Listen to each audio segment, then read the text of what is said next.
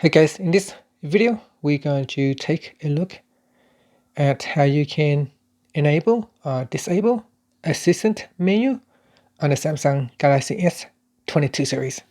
First, tap on the home button to go back to the home screen.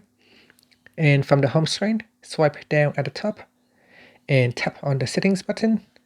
In settings, go down and tap on accessibility.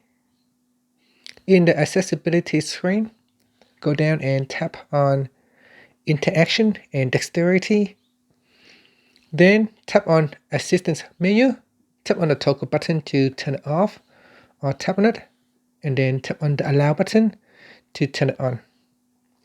Now if you tap on the left hand side menu, once you go in here, there are a lot of settings that you can change. For the assistant menu, you can choose which items to add or remove to the assistant menu. In here, you can also replace swipe with a single tap. You can add it to the shortcut, to the accessibility button shortcuts.